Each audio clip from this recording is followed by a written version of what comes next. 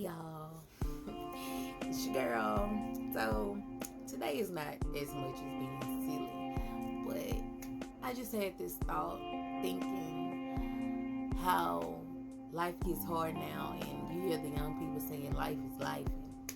Life is life.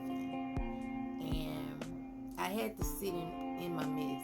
I had to really sit and think because life is life. And sometimes I used to get so discouraged, and I feel like I'm a good person. I treat everybody right. I do everything right. And so now I'm in a place in my life where I say, why not me? Why not me?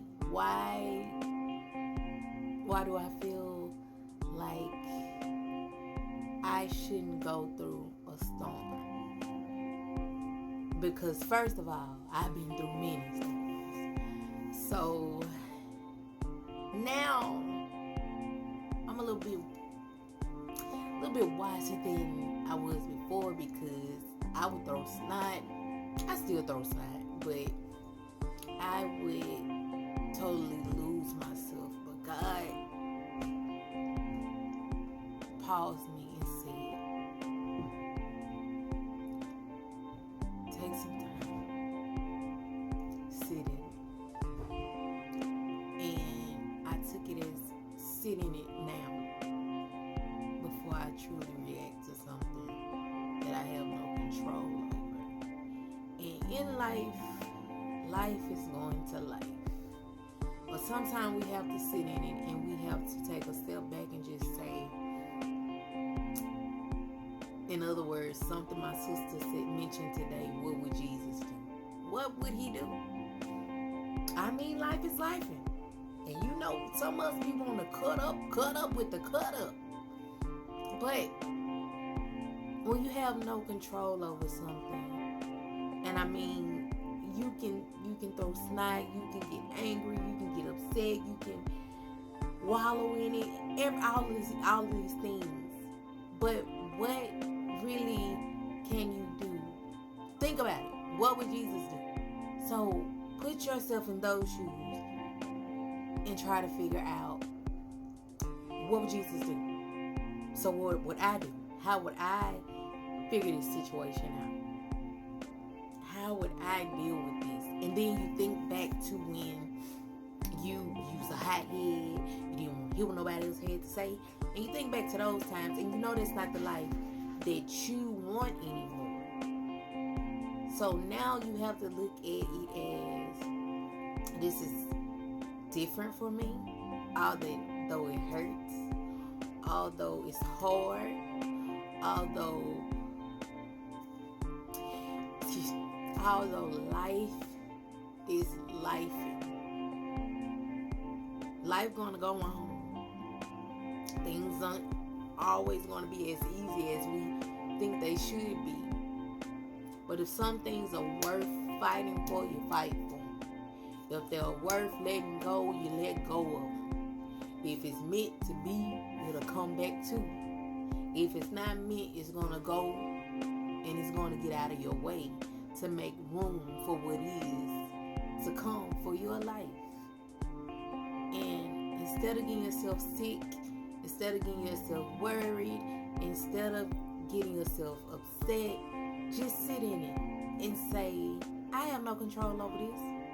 Give it to God. He the only one who has all power. And it's gonna be done. It's gonna be figured out. And don't you go to sleep worried about something that's not your fault. Second, like I said, you have no control over it. Let it go. Let it go.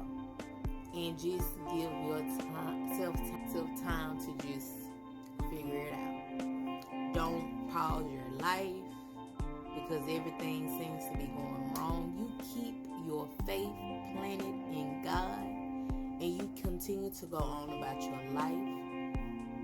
True enough, we're human. Baby, get your tissue. Go over there and holler.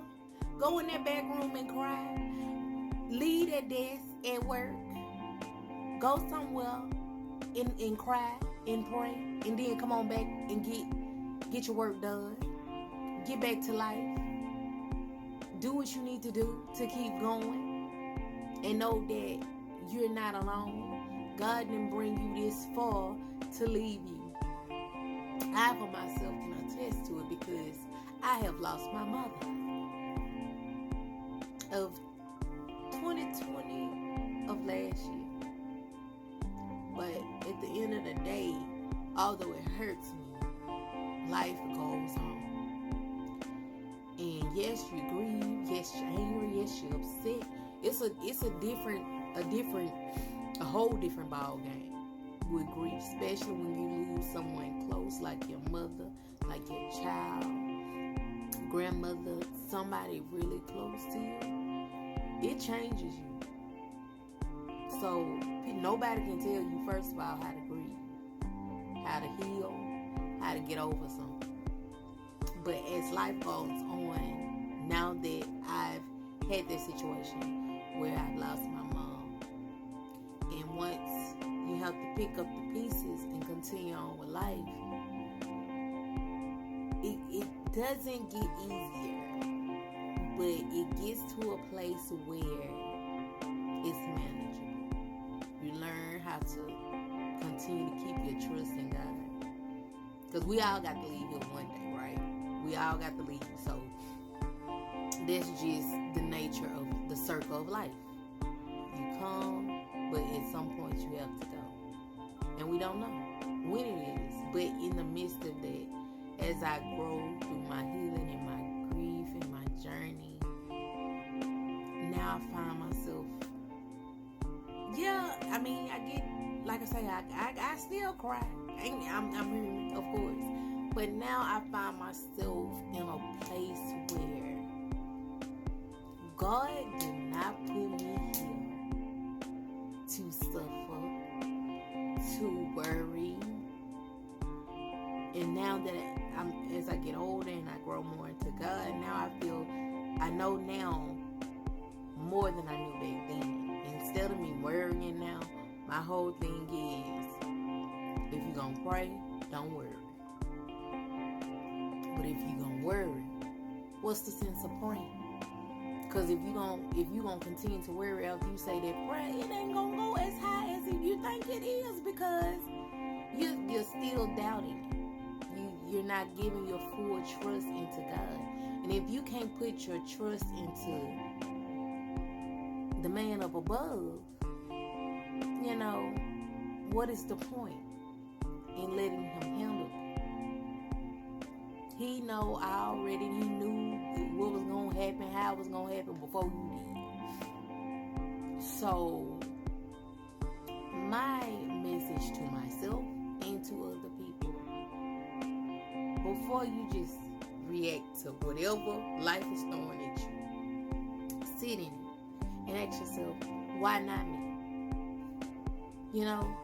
Maybe it's meant for me to go through this now, to appreciate what's to come in your future, to be ready for what's next, to be ready not just for you, but to help somebody else along the way.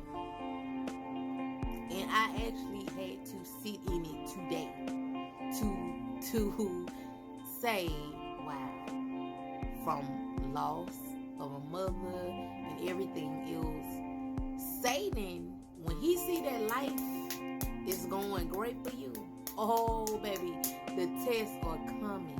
You hear me? The tests are coming. The struggle is finna, ooh, baby.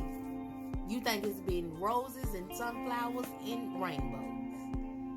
When things start going good and you know God is the reason for these good things happening, oh baby, the simple things, Satan will hinder. He will do his thing. So keep praying. Stop worrying. Pray till it happens. But no worry. If you're gonna worry, don't pray. But once you pray, no more worries. And I'm out.